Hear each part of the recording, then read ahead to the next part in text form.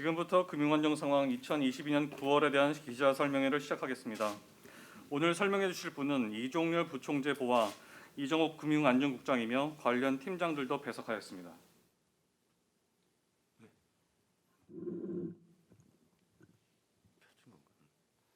오늘 금융통화위원회의 금융안정회의에서는 최근 금융안정 상황 및 리스크 요인 등에 대해 논의하였습니다. 먼저 금융안정 상황에 대한 전반적인 평가와 향후 대응 방향을 간략히 말씀드리겠습니다. 우리 금융시스템은 가계 신용 증가세 둔화, 자산 가격 조정 등으로 그간 누적되어 왔던 금융 불균형 위험이 축소되는 가운데 양호한 금융기관 보건력을 바탕으로 안정된 모습을 나타내고 있습니다. 다만 국내외의 높은 인플레이션 압력, 주요국의 정책금리 인상 기조 등과 관련한 대내의 불확실성은 금융 안정의 주요 리스크 요인으로 작용하고 있습니다. 민간 부채 수준이 높은 상황에서 가파른 물가 오름세와 그에 따른 금리 인상 압력은 차주의 채무 상환 능력에 부담이 될 뿐만 아니라 금융시장 변동성도 확대시킬 위험이 있습니다. 이에 정책 당국과 금융기관은 금융 안정이 저해되지 않도록 선제적인 대응과 준비를 강화할 필요가 있겠습니다. 우선 민간 신용 증가 억제와 자산 가격 안정을 위한 정책적 노력을 지속하는 가운데서도 그 과정에서 나타날 수 있는 부정적 영향을 최소화하기 위해 가계부채 질적 구조 개선과 함께 취약계층에 대한 선별적 지원 노력을 병행해야 할 것으로 판단됩니다. 금융기관은 잠재 부실 현실화, 자금 조달 운용 여건 악화 가능성에 대비하여 대손 충당금 적립과 자본 확충 노력을 지속하는 한편 유동성 사정에 대한 수시 점검을 강화해야 하겠습니다. 그럼 보다 자세한 부문별 금융 안정 상황과 보건력 등에 대해서는 이정욱 금융안전국장이 설명드리도록 하겠습니다. 예, 최근 금융 안정 사항을 부문별로 살펴보면 가계 신용은 기준금리 인상과 함께 대출 규제 강화, 자산 가격 조정 우려 등으로 증가세 둔화가 지속되는 모습을 보이고 있는 가운데 기업 신용은 기업의 시설 운전자금 대출 수요 확대와 금융기관의 기업 대출 취급 노력 등이 맞물리면서 증가세가 확대되고 있습니다. 가계부채의 건전성은 금년 들어 연체율이 손폭 상승하는 모습이나 여전히 낮은 수준을 지속하고 있는 상황이며 기업의 재무 건전성도 비교적 견조한 매출 증가세 등에 힘입어 연체율이 하락하는 등 개선되는 모습입니다. 자산시장의 경우 지난해 하반기부터 시작된 기준금리 인상 이후 경제 주체의 위험 선호가 약화되면서 회사채 시장에서는 신용 스프레드가 확대되었으며 주가는 주요국 통화정책, 글로벌 경기 둔화 우려 등으로 큰 폭 하락 후 등락하는 등 불안정한 모습을 보이고 있습니다. 주택시장은 주택가격 고평가 인식, 대출금리 오름세 등에 따른 가격 상승 기대 약화로 최근 매매 가격이 하락 전환한 가운데 주택 매매 거래량은 감소하고 미분양 물량은 증가하고 있습니다. 금융기관의 자산 건전성은 금융 지원 완화 조치 연장 등에 힘입어 연체율이 낮은 수준을 보이는 등 양호한 흐름을 지속하였습니다.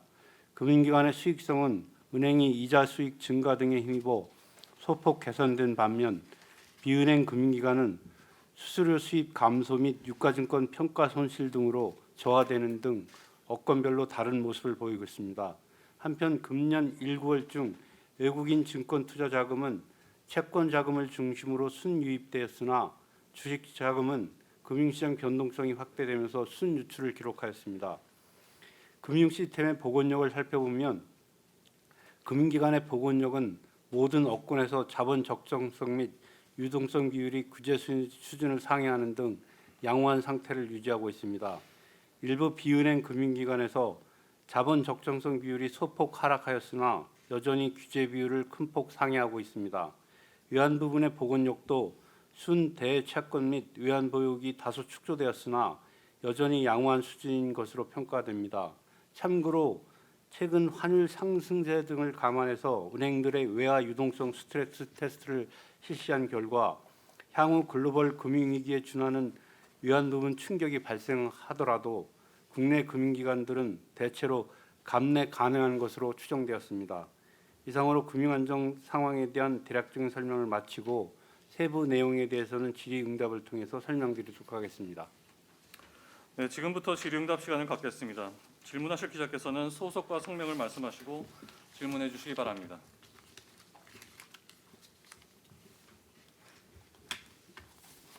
네, 서울경제신문 조지원 기자입니다. 먼저 가계 재무 건전성 변화 및 리스크 점검을 보면 이 주택 가격 20% 하락을 가정해서 계산하셨는데 이게 어떤 기준으로 보면 되는지랑 현재 집값이 어느 정도 하락했다고 볼 수 있는지가 궁금하고요. 두 번째 질문은 그 국내 금융기관의 외화 유동성 평가를 볼 때 신규 외화 자금 조달이 어려운 최악의 상황을 가정했어도 충분한 외화 자금을 보유했다고 나와 있는데 이 최악의 상황은 어떤 상황을 가정한 건지 궁금하고, 그 다음에 이 외화 유동성에 문제가 없다면 그런 향후에 환율이 더 급등하고 그 대외 단기 외채가 늘어나도 이런 경제 위기 가능성이 낮다고 볼 수 있는 건지 궁금합니다.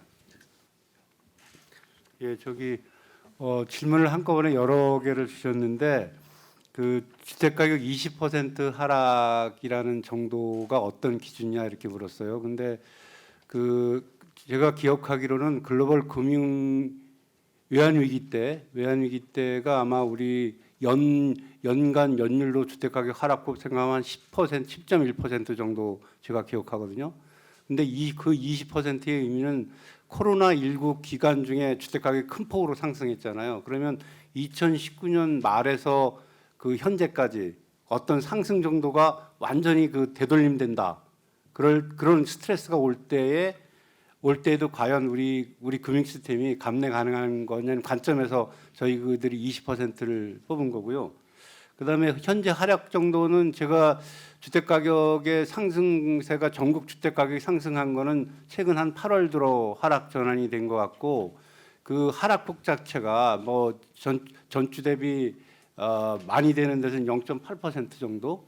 그렇지만 이제 그걸 뭐 저 아직 연율로 주 단위로 0.8이고 그러면 뭐 연율로 해도 올 하락폭은 한 뭐 그 5%나 6% 미만에 그칠 가능성이 크고, 저희들이 우려가는 거는 주택 가격 그 상승세라고 하기는 어려울 정도로 굉장히 국지적인 형상이 심하다. 예를 들면 공급 물량이 많았던 대구나 세종시나 이런 쪽에 이제 그 하락폭하고, 다음에 이제 여전히 그 수도권 쪽에서는 미분양 분량이 낮고 신규 주택 공급이 부진한 것 같은 경우에는 여전히 그 매수 우위세가 있는 곳으로 나타나고, 그래서 주택 가격, 주택 시장을 뭐 어떤 부동산 경기 하락세를 거쳐할 정도로 이렇게 일반적인 그라고 현재 정도는 그렇게 매조하기가 어려울 것 같습니다. 그다음에 이제 외화 신규 자금 조달 여력에 대해서 물었는데, 지금 이제 그 환율이 오른다고 해서 우리 지금 환율을 많이 걱정을 하는데 걱정이 되죠. 걱정이 되지만 이 환율 오르는 그 요인 자체가 글로벌적인 달러 강세에서 오는 거죠. 근데 그 과거의 그 금융위기나 외환위기는 그 달러, 그러니까 원달러 환율의 상승 문제가 적어도 우리 문제가 있었다. 근데 지금의 어떤 환율 상승을 요인을 보면 과연 우리의 문제, 예를 들자면 국내 그 외국한 은행들이 달러 조달이 안 된다든지, 또 혹은 우리가 예를 들자면 글로벌 금융위기 때처럼 순대외 부채 국가인지, 그러면은 지금은 순대 채권 국가거든요. 순대 채권 국가라는 의미 자체는 중앙은행도 외환 보유고를 갖고 있지만 민간도 바로 외환 보유고를 갖고 있다는 의미입니다. 그래서 그런 측면에서 저희들이 이제 주로 그 한국의 외환 시장 자체는 외국한 은행들이 그 외화 자금을 공급하는 역할을 하고 있는데, 그 외화 자금을 공급하는 외환은행들의 예를 들면 예수금이라든지 그 갖고 있는 가용 자금을 과연 글로벌 금융위기의 충격에 버금가는 자본 유출 압력이 발생했을 때 그거를 커버하는 정도가 어느 정도, 저희들이 시사하는 건 맥시멈 저기에도 우리는 그 유출 자금을 오버하는 수준을 갖고 있다라는 게 저희들의 결론입니다. 답변을 다 말씀드려요. 예, 다음 질문 받겠습니다.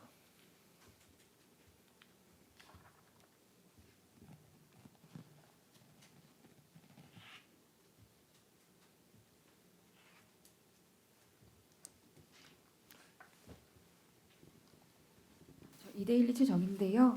그 보도자료 24페이지 하단에 그 소득 계층 간 부채 조달 규모의 차이가 결국에는 부의 격차를 심화시킨다 해가지고 DSR 규제를 차별적으로 적용하는 방안도 검토해야 된다는 얘기가 있는데요. 이게 뭐 저소득층이면 DSR 규제를 좀 완화하고 고소득층이면 반대로 강화해야 한다는 의미인지 어떤 의미인지 좀 자세히 설명 부탁드립니다.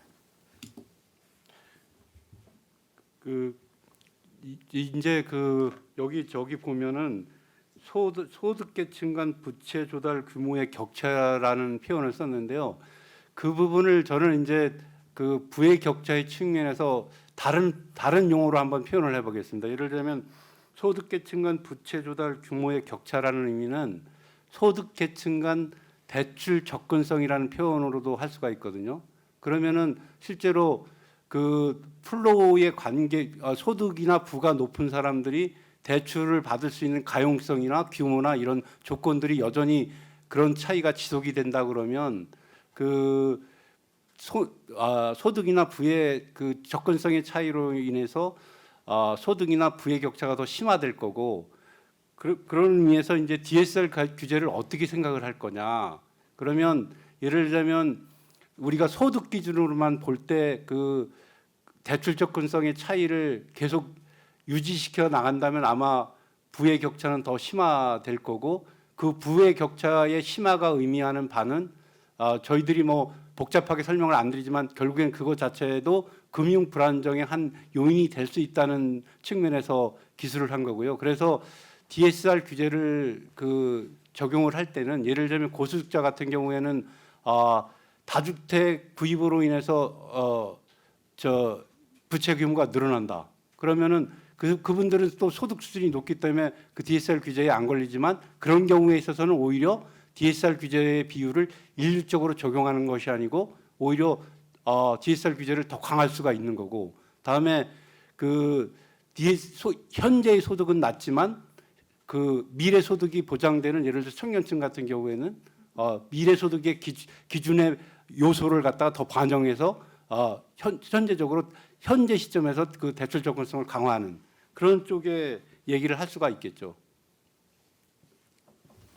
보충 설명드리면 현재 DSR 규제가 금년 7월부터 해가지고 총 대출 1억 원 초과에 대해서 DSR이 연초부터 은행의 경우에 40%, 비은행의 경우 50% 이렇게 업건별로 일률적으로 정해져 있습니다. 잘 아시다시피 저희가 부채를 많이 도달할 수 있는 여력이 높은 고소득계층이 부채 차입에 의존해서 주택을 구입하거나 실물자산 투자가 많았던 그런 과거 경험을 비추어 볼 때 업건별로 일률적으로 나누는 것도 운용되고 있지만 그 와중에 소득 수준이나 이런 것도 종합적으로 고려해서 그 계층 간 소득을 조금 더 반영을 해서 좀 DSR 수준을 차별화하는 것도 생각해 볼 필요가 있다는 의견을 제시한 겁니다. 네, 다음 질문 받겠습니다.